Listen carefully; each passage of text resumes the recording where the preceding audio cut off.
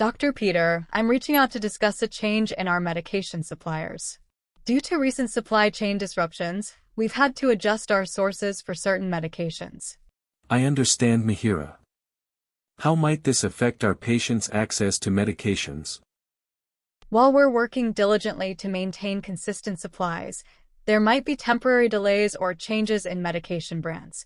It's important to communicate these changes to patients and ensure they're aware of any potential alternatives. That's crucial. How can we minimize disruptions for our patients? We're working closely with our new suppliers to ensure timely deliveries and maintain adequate inventory levels. We're also exploring alternative sources for medications that might be in short supply. Are there any specific medications that might be affected by this change, Mihira? We've identified a few medications that may experience temporary shortages. I'll provide you with a list and recommend alternative options if necessary.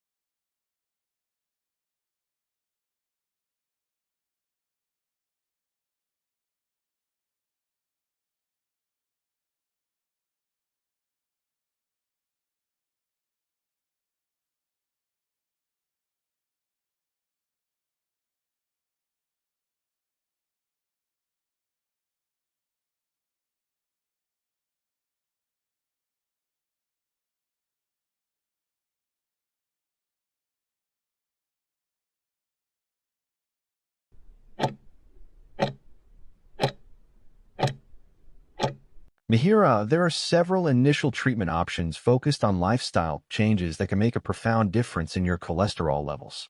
We should begin by looking closely at your diet, specifically by focusing on reducing saturated fats, which are commonly found in butter, lard, and fatty cuts of meat. In their place, we want to focus on increasing your intake of soluble fiber from oats, beans, and lentils, as well as plant sterols, which are natural substances that help block your body from absorbing cholesterol. Regular physical activity is also key because it helps raise your good cholesterol while lowering the bad variety.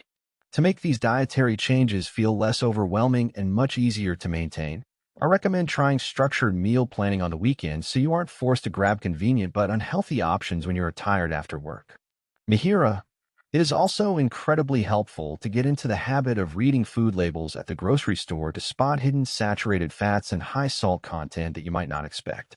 Adopting healthier cooking methods can be a game changer as well. For instance, you can try grilling, steaming, or poaching your food instead of frying it in oil or butter.